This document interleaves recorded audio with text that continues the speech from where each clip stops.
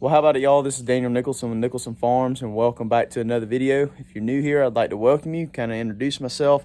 I'm Daniel Nicholson, and I kind of own and operate what is Nicholson Farms, for as the YouTube channel, our small farm / homestead, along with the help of my wife, Maddie, my mom and dad, and my little brother, Matthew.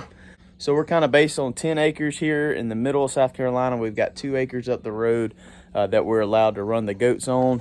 And on those 10 acres, we raise meat goats, meat rabbits, butcher steer, butcher pigs to consume for ourselves and to sell to customers.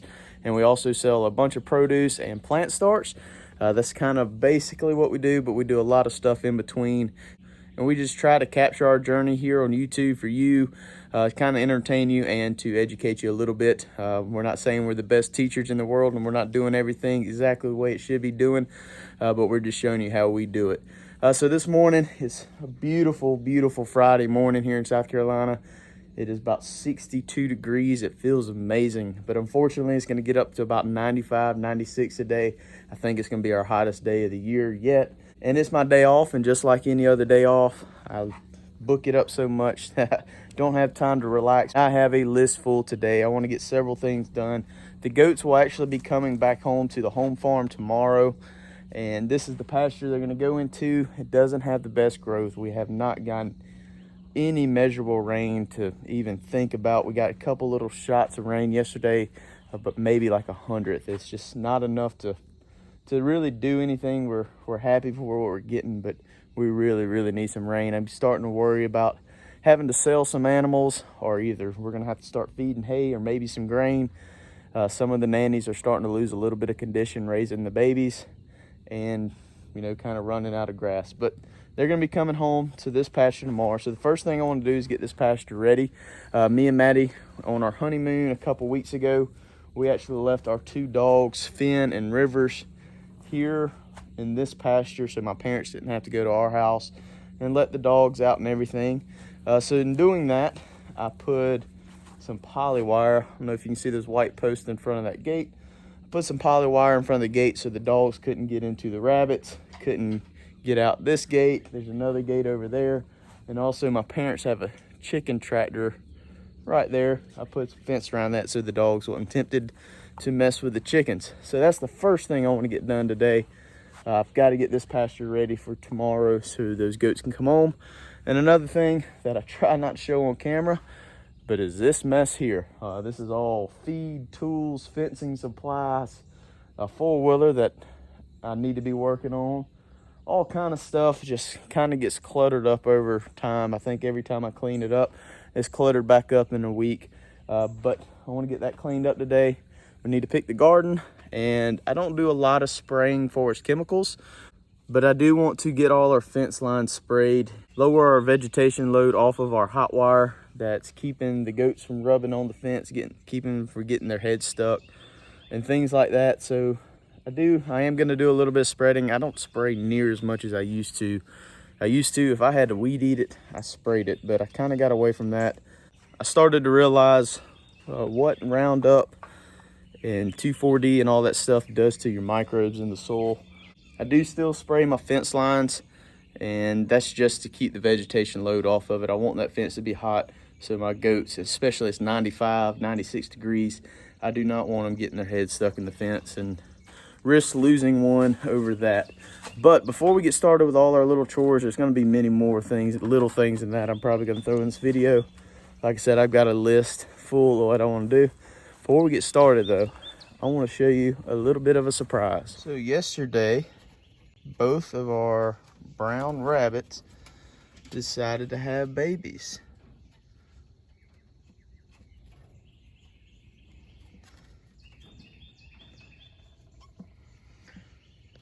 This mama right here, she had 7, but unfortunately she had them outside of the box. And whenever I got here, 3 of them had already passed away. And I know you're not supposed to touch baby rabbits when they're brand new born or newborns. But I did touch them and put them back in the box. They seem to be doing fine. It doesn't look like the mama decided to eat them since I touched them. Unfortunately, that's what a rabbit will do. Sometimes if you touch them, they will eat them.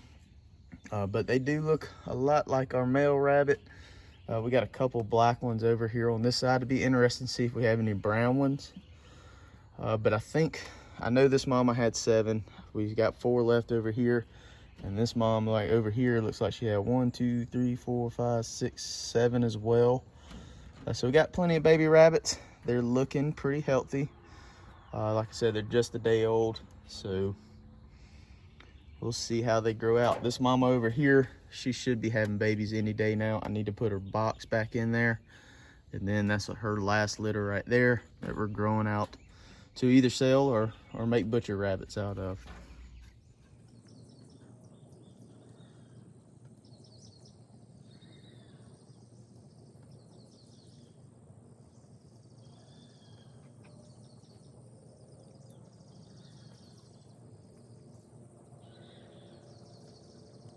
So we got all our wire rolled up, our step-in post off of our gates. There's some here, there's some over that gate, and also around the chicken coop. Got it all rolled up, good to go there. I guess now it's time to start spraying. Go ahead and get that chore out of the way before it warms up a whole lot more. My dad actually sprayed this fence line a couple weeks ago. I'm probably gonna go ahead and hit it again. As you can see, this crabgrass is coming up. This wire is a little higher than normal.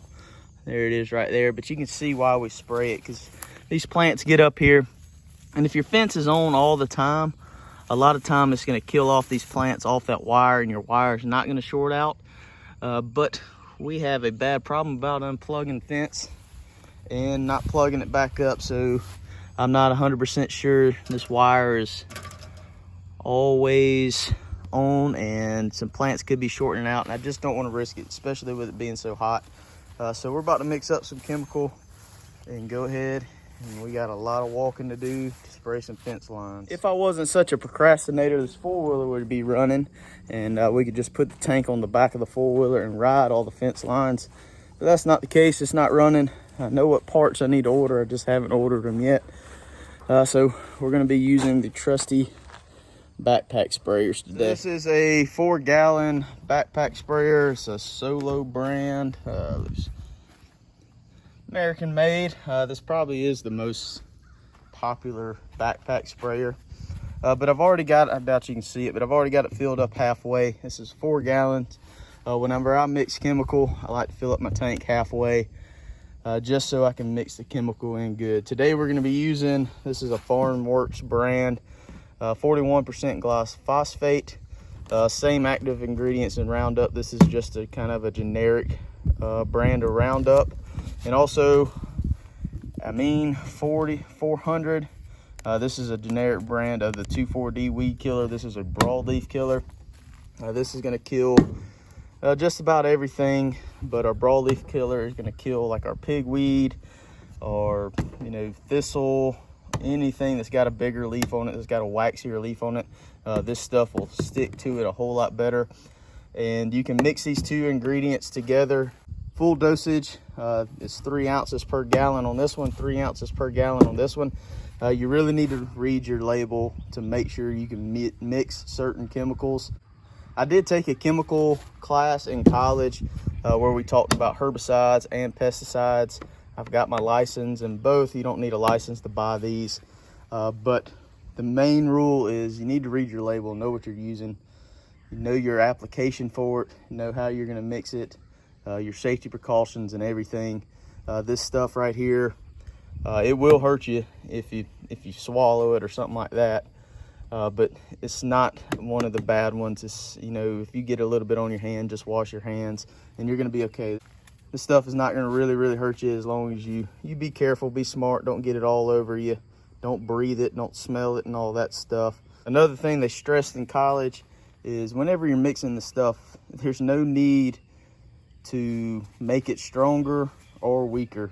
It's going to work the same. You got to have the right mixture for it to work in general. But if you go over that, you're just wasting chemical.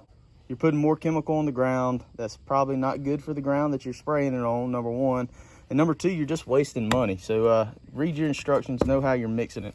But like I said, we're going to mix this 3 ounces per gallon. I've got a little measuring cup. We just use this measuring cup just for chemicals.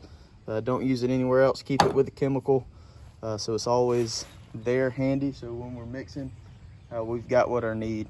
So I'm gonna go ahead and put 12 ounces of the 2,4-D and 12 ounces of the glyphosate or Roundup. These sprayers do have a strainer in there, so you're not getting a bunch of trash in there, which is nice. A lot of trash can gum up your lines. You're not spraying correctly.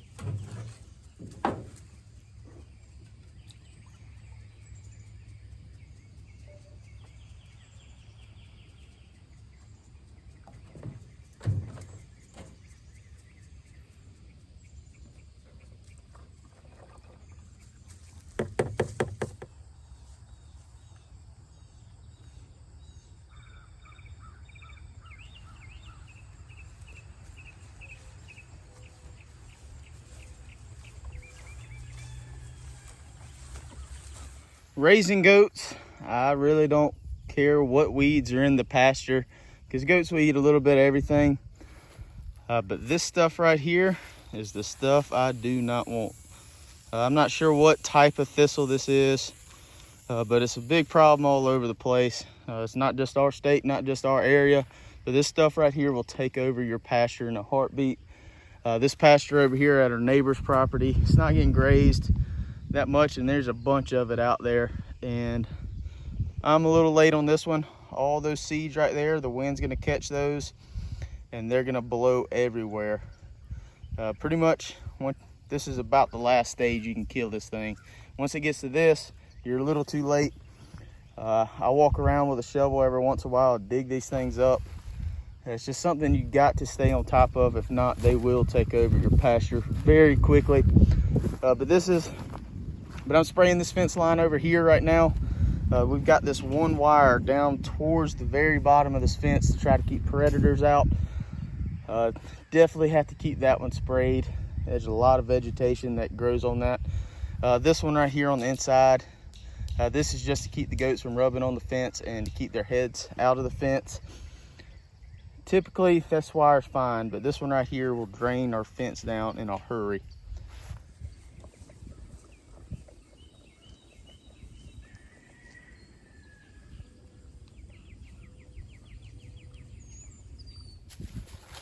There he is. Move this little piece of insulation. This big old guy was curled up underneath it. We're gonna leave him alone. He's just here controlling mice. My dad's actually relocated this, probably the same exact snake, about 3 times. He keeps finding it down there in the shed. The shed's right there. Keeps taking it over there to those woods, but he keeps making his way back over. Leave him alone. Black snake's a good thing.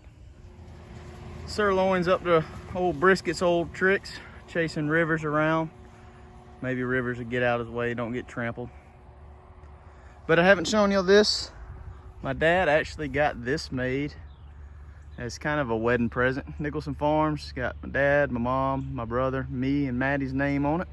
Got it hanging up here by the highway. Still need to put a horse on there, I guess. Maybe some tomato plants. I don't know, I like it. It was a very nice gesture of my dad. Maybe we can advertise some stuff on the... Leave the dogs alone. Better watch out, Finn. He's a wild one. Good morning, Mr. Clyde. Doing all right today? Don't want to talk. So we're able to get all our fence lines sprayed. We use 4 gallons on all our fence lines. Really not that much. I know there's a lot of controversy over Roundup, 2,4-D, all kind of different chemicals, whether we should use them, whether it's bad for our environment, and all kind of things like that. But we use 4 gallons on 10 acres to cover everything that we needed. And it's got a purpose. You know, we're trying to keep our goats safe. If they get their heads stuck in the fence, they're sitting prey for any kind of predator that comes around, whether it's a dog, coyote. Also, if they get stuck in that fence in this hot sun, 95 degrees, middle of the day in the sun, it could be very bad. A lot of these issues I'm kind of on the fence with. You know, I went to college for agriculture, so I sat through a lot of classes that talked about, you know, kind of commercial agriculture where we're spraying chemicals, using Roundup Ready corn, GMOs, all that kind of stuff. And to tell you the truth, I'm not one way or the other. You know, I like to raise our garden, for instance. I don't like spraying in the garden. I don't like what it can potentially do to the soil. I don't like, you know, what fertilizers can potentially do to the soil. But I see its purpose. I see, you know, in big row cropping operations, I see its purpose. And there's a lot of issues, you know, politically and, you know, just in agriculture in general that can go both ways. Each has their own arguments, and I can see the benefit and the cons of both. And so I kind of ride the fence on the organic versus kind of modern day farming, I guess. I see, like I said, I see the pros and cons. I took a class in Clemson, and it was actually probably my favorite class, and I can't remember what exactly it was called. But basically it was a debate class on agriculture. We talked about GMOs, we talked about chemicals, we talked about fencing. Whenever people were moving out west, whether people should put up barbed wire, we talked about, you know, the wild horses, what we should do with that. And you had to pick a stance in that class, and you know, you had to argue your point and everything. And I absolutely love that class. You got to hear both sides of it. And that's the problem with today. Nobody wants to listen to both sides of the story. Everybody has their own opinion. Just can't listen. You know, I might lean one way or the other on certain topics, but at the end of the day, just listen to somebody else, listen to what points they have, take what you can from it, and move on with your day. But I'll get off that subject. Just kind of thought about it while I was spraying that Roundup, wondering if anybody leave a comment about why you shouldn't be spraying that. But we got our fence line sprayed. I guess now I'm about to start cleaning up this mess.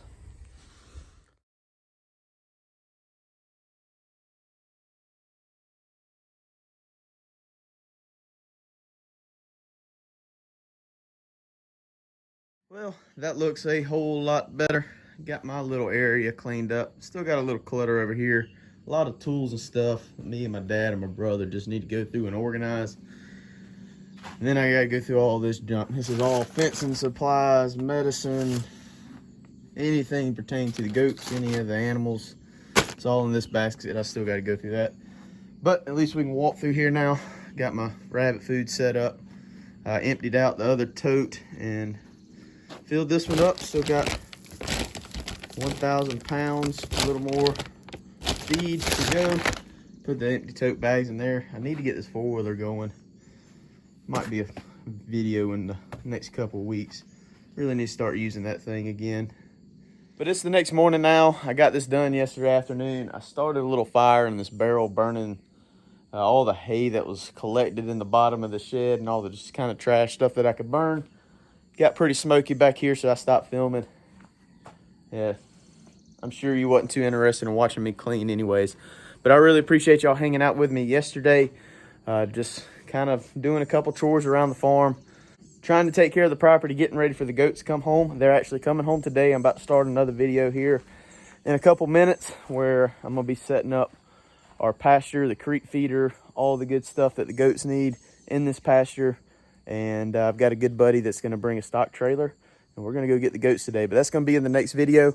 I really appreciate you hanging out with us. If you haven't already, please hit that subscribe button, hit the like button, hit the notification bell, leave us a comment, and we'll see y'all in the next one.